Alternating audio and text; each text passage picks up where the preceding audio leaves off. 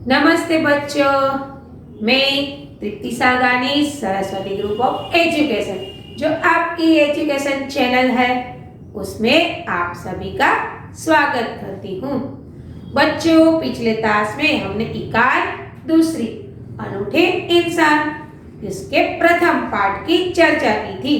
वहाँ पर मैंने आपको पहला प्रसंग जो फ्रांस का शासक था नेपोलियन उसके बारे में हमने अभ्यास किया था।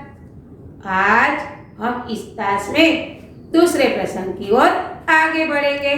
ठीक है, तो चलो पिछले क्लास में हमने जो सीखा है उसे फिर से दोहरा लेते हैं। इस इकाई का साहित्य प्रकार कौन सा है? यस, प्रसंग वर्णन। इस प्रसंग वर्णन में पहले पाठ में यानी कि पहले दृश्य में किसका प्रसंग दिखाया गया है? यस, किसका? फ्रांस के शासक नेपोलियन का। नेपोलियन बचपन से ही कैसा था? नेपोलियन बचपन से ही सत्यवादी था, हमेशा सत्य बोलता था। नेपोलियन की बहन का नाम क्या था? यस, नेपोलियन की बहन का नाम इलाइजा था। ओके, आगे दोनों भाई बहन क्या खेल रहे थे? चलो बताइए। यस, दोनों भाई बहन आंख मिचोली खेल रहे थे। जब दोनों भाई बहन आंख मिचोली खेल रहे थे तभी क्या हुआ? यार, नेपोलियन एक लड़की से टकरा गया। नेपोलियन जब उस लड़की से टकराया तो क्या हुआ? यस, नेपोलियन जब उस लड़की से टकराया तब उस लड़की की सारे अमृत की टोकरी नीचे गिर पड़ी और कीचड़ में सारे अमृत गिर गए। उस लड़की के सारे अमृत खराब हो जाने की वजह से वो क्या करने लगी? वह अमृत बेचने वाली लड़की रोने लगी क्योंकि उसे डर था कि अब वह उसकी मां को क्या जवाब देगी, क्योंकि उसके सारे अमृत तो बिगड़ गए हैं जिसकी वजह से वो उसे बेच भी नहीं सकती। ओके, जब वो लड़की रो रही थी तब इलाइजा ने नेपोलियन से क्या कहा? यार, तब इलाइजा ने नेपोलियन से कहा, चलो भैया हम यहाँ से भाग चलते हैं। ठीक है, चलो आगे देखते हैं। फिर नेपोलियन ने उस रोती हुई लड़की को क्या दिया? नेपोलियन ने उस रोती हुई लड़की को अपनी जेब में से सिक्के निकालकर दे दिए। क्या वो लड़की खुश हो गई? ना, वो लड़की खुश नहीं हुई क्योंकि उसके अमृत की कीमत तो और भी ज्यादा थी।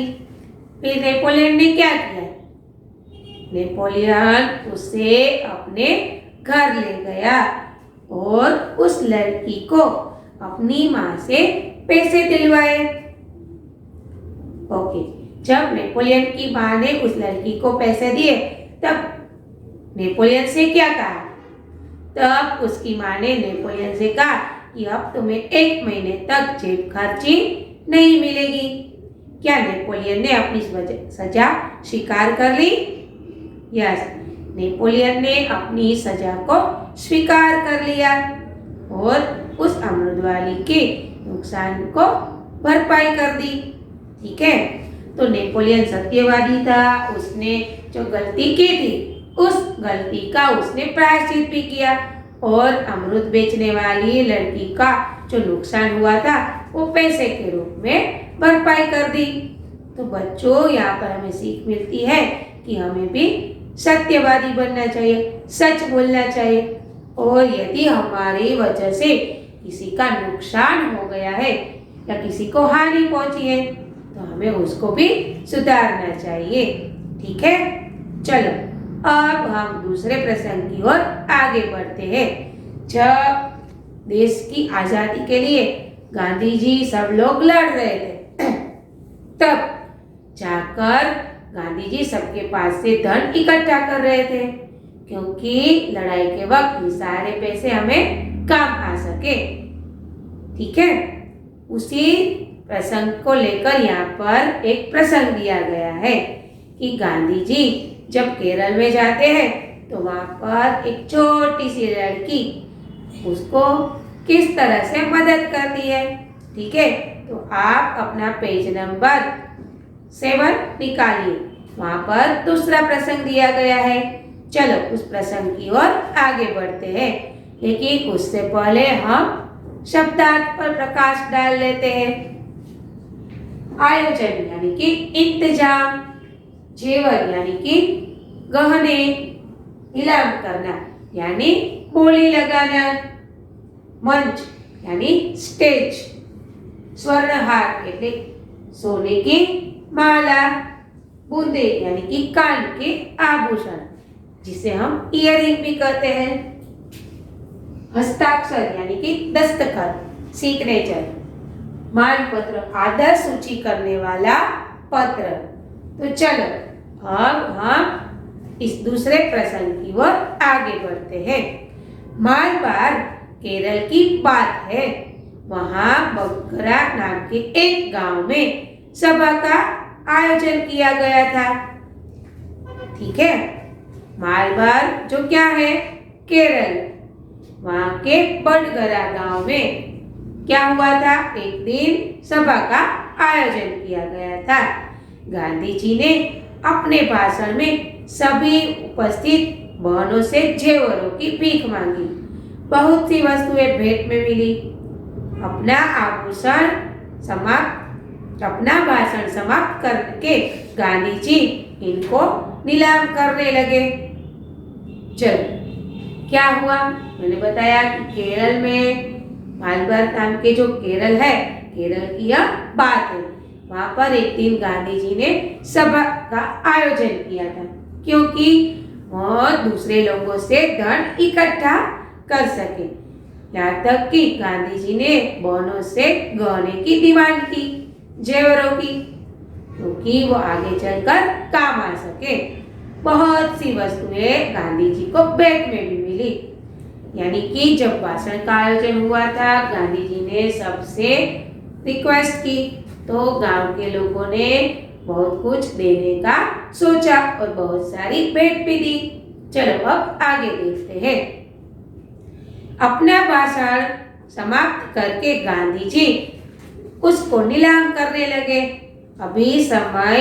उसी समय कौमुदी नाम की 16 वर्ष की एक कन्या धीरे से मंच पर चढ़ गई। देखो किसकी बात है, कौमुदी नाम की लड़की की। जब भाषण खत्म होने के बाद उस आभूषणों को नीलाम किया जा रहा था, यानी कि बेचा जा रहा था। नीलाम करना यानी बोली लगाना, बेचना। ठीक है, दूसरे लोग खरीदे और उसके पैसे काम आए। किसके लिए, लड़त के लिए।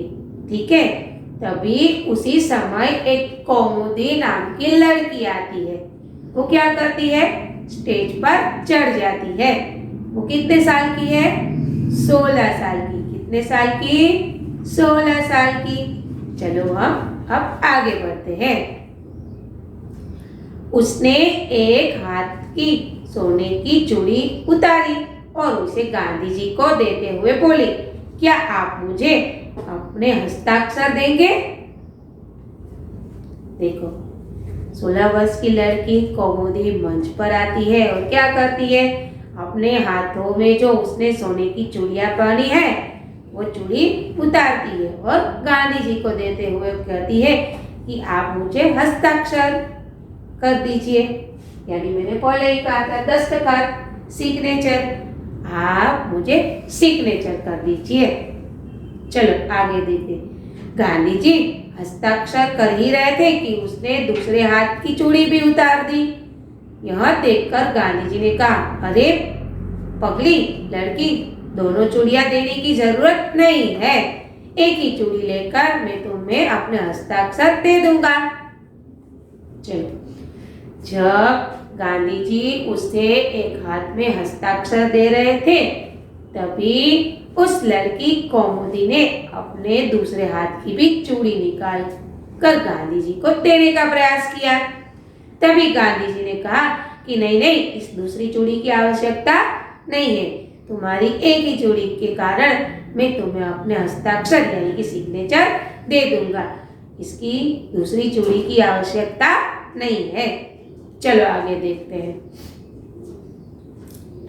इसके उत्तर में कौमुदी ने अपने गले का स्वर्णहार उतार लिया। गांधी जी ने पूछा, तुमने अपने माता पिता से आज्ञा ली है? चलो, जब यह चल रहा था हस्ताक्षर का कार्यक्रम, तभी कौमुदी क्या करती है, अपने गले का सोने का हार भी निकालती है। तब गांधी जी उससे पूछते हैं कि क्या तुमने अपने माता पिता से यह आज्ञा ली है कि ये सारे गहने यानी कि जेवरात तुम मुझे दे रही हो? चलो देखते हैं। बिना कोई उत्तर दिए उसने कानों में से रत्न जड़ित बूंदे भी निकाल लिए। गांधी जी ने पूछा, तुमने इन आभूषणों को देने के लिए अपने माता पिता से आज्ञा ली है कि नहीं? देखो, पहले क्या किया, सबसे पहले मंच पर आई कौमुदी, फिर उसने गांधी जी से कहा अपनी एक चूड़ी उतारकर कि आप मुझे आपके हस्ताक्षर दे दीजिए। जब गांधी जी उसे हस्ताक्षर दे ही रहे थे, तभी कौमुदी ने दूसरे हाथ की भी चूड़ी निकाल ली।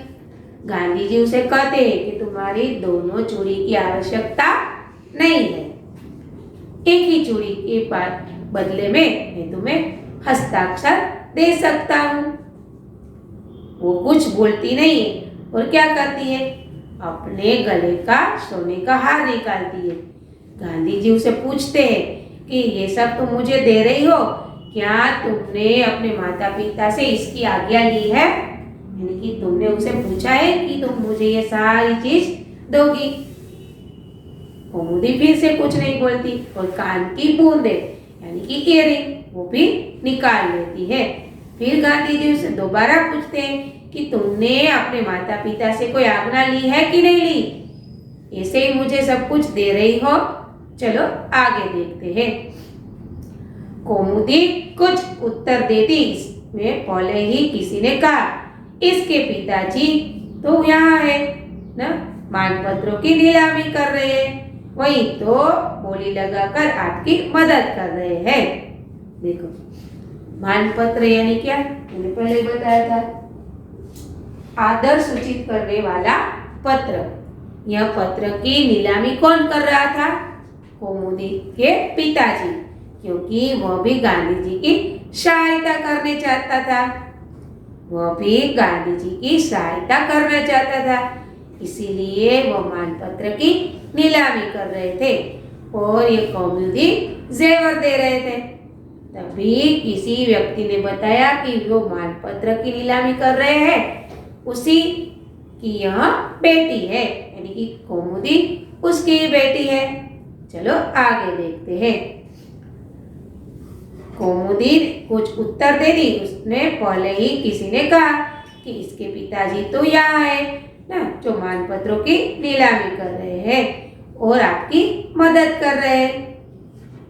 अब गांधी जी ने कौमुदी से कहा, तुम्हें यह तो मालूम होगा कि यह गहने दे देने के बाद तुम फिर इसे पहनने नहीं सकोगी, यानी कि तुम इसको फिर से नया नहीं बनवा पाओगी और नहीं पहन सकती हो, ठीक है? बात के बाद क्या हुआ कि अब गांधी जी ने कौमुदी से कहा कि तुम्हें मालूम है कि नहीं कि यदि तुम यह आभूषण मुझे दे दोगी तो फिर तुम उसे नहीं पा सकोगी वापिस। कौमुदी ने यह शर्त दृढ़तापूर्वक स्वीकार कर ली। गांधी जी ने हस्ताक्षर करने के बाद यह वाक्य लिख दिया, तुम्हारे इन आभूषणों की अपेक्षा तुम्हारा त्यागी सच्चा आभूषण है। सच है, देश प्रेम से बढ़कर कुछ भी नहीं है। देखो बच्चों, यहाँ पर गांधी जी उस लड़की कौमुदी की जो देश के लिए समर्पित भावना है उसको सराहते हैं, यानी कि उसकी प्रशंसा कर रहे हैं कि तुम जो ये अपने गहने का त्याग कर रही हो वही तुम्हारा सबसे बड़ा आभूषण है, यानी कि त्याग करना, अपना सब कुछ देश के नाम पर छोड़ देना यानी कि त्याग कर देना। तो बच्चों यहाँ पर ये दूसरा प्रसंग भी खत्म हो गया। हमने देखा कि कौमुदी 16 साल की लड़की है, फिर भी वो क्या करती है, अपने देश के लिए मदद करती है और अपने जो आभूषण है, गहने, वो सारे गांधी जी को दे देती है और गांधी जी उसे हस्ताक्षर कर देते हैं। और यहाँ पर वो एक वाक्य भी लिखते हैं। क्या लिखते हैं कि तुम्हारे इन आभूषणों की अपेक्षा तुम्हारी जो त्याग की भावना है वो सबसे बड़ा आभूषण है। तो बच्चों यहाँ पर हमें सीख मिलती है कि यदि देश के लिए हमें कुर्बान करना पड़े सब कुछ, तो हमें वो कुर्बान कर देना चाहिए, है कि नहीं? यस। चलो यहाँ पर हमारी यह इकाई खत्म होती है, लेकिन मैंने पहले ही बताया था कि जहाँ पर हमारी इकाई खत्म होती है वहीं से हमारी सोच शुरू होती है कि नहीं? यस। चलो इस पूरे इकाई को कुछ प्रश्नों के रूप में फिर से दोहरा लेते हैं। पहला, यह इकाई जो है, इस इकाई का साहित्य प्रकार कौन सा है? इस इकाई का साहित्य प्रकार है प्रसंग वर्णन। इस इकाई में कितने प्रसंग दिए गए हैं? इस इकाई में 2 प्रसंग दिए गए हैं। कौन कौन से? एक नेपोलियन का और दूसरा कौमुदी का। और आगे बढ़ते हैं। नेपोलियन कौन था? नेपोलियन फ्रांस का एक शासक था। नेपोलियन की बहन का नाम क्या था? यार, नेपोलियन की बहन का नाम इलाइजा था। अमरूद बेचने वाली लड़की के अमरूद खराब हो जाने की वजह से नेपोलियन ने क्या किया? अमरूद खराब हो जाने की वजह से नेपोलियन ने पैसों के रूप में उसकी सहायता कर दी, यानी कि उसका जो नुकसान हुआ था उस नुकसान की भरपाई कर दी। ओके, फिर आगे देखते हैं। पैसे दिलवाने के बाद नेपोलियन की मां ने नेपोलियन से क्या कहा था? यस, नेपोलियन की मां ने कहा था कि आज से 1 महीने तक तुम्हें जेब खर्ची नहीं मिलेगी। क्या नेपोलियन ने यह स्वीकार कर लिया? हाँ, नेपोलियन ने यह स्वीकार कर लिया। अब दूसरे प्रसंग की बात करते हैं।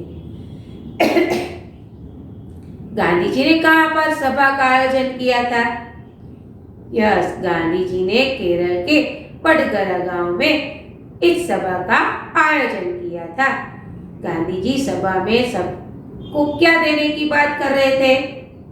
गांधी जी सभा में सभी बहनों को आभूषण यानी कि गहने देने की बात कर रहे थे।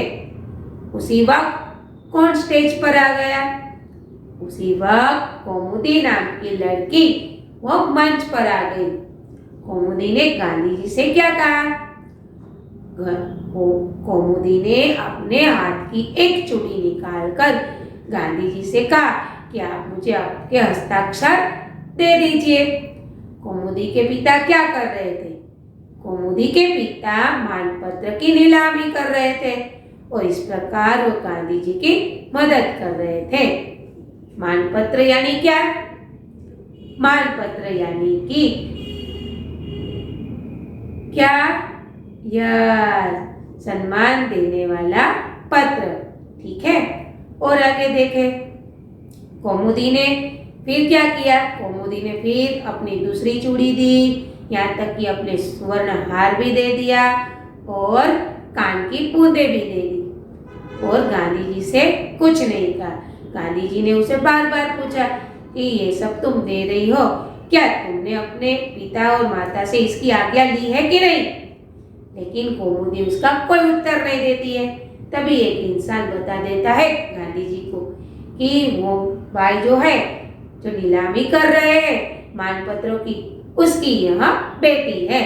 गांधी जी ने हस्ताक्षर करने के बाद क्या लिखा? गांधी जी ने हस्ताक्षर कर देने के बाद कौमुदी के हाथ में लिखा कि तुम्हारा सबसे बड़ा गहना तो तुम्हारा त्याग है और देश प्रत्ये जो प्रेम भावना है वो सबसे ऊपर है। तो यहाँ पर हमारी इकाई खत्म होती है। दोनों प्रसंग से हमें बहुत कुछ सीखने को भी मिलता है। सच बोलना चाहिए। यदि हमारी वजह से किसी का नुकसान हुआ है तो उस नुकसान की भरपाई हमें ही करनी चाहिए।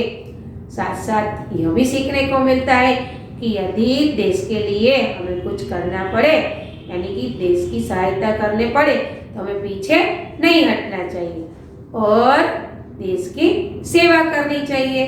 ठीक है, तो बच्चों यहाँ पर हमारी इकाई खत्म होती है। इस इकाई के बाद आपको, यानी कि इस टास्क के बाद आपको एक वर्कशीट दी जाएगी। आपको वह वर्कशीट अपनी बुक के अंदर सुंदर अक्षरों में दिनांक, विषय, विषयांक लिखकर खत्म करना है। तब तक आप इसका स्क्रीनशॉट भी ले लीजिए, जिससे आपको वर्कशीट लिखने में आसानी रहेगी। अब हम अगले टास्क में फिर से मिलेंगे नए विचारों के साथ। तब तक के लिए अलविदा। लेकिन एक बात ख्याल रखिए, आपकी कसौटी यानी कि एग्जाम शुरू होने वाली है, उसमें आपको ये पहली और दूसरी दोनों इकाई आने वाली है। आपको इन सारी चीजों का अभ्यास करना है। साथ में मैंने ग्रामर का भी टॉपिक लिया है, तो आपको उस पर भी ध्यान देना है। इस सारी इकाई यहाँ पर खत्म हो गई और हमें बहुत कुछ सीखने को मिला। चलो अगले टास्क में फिर से मिलेंगे नई इकाई और नए विचारों के साथ। तब तक के लिए अलविदा। धन्यवाद।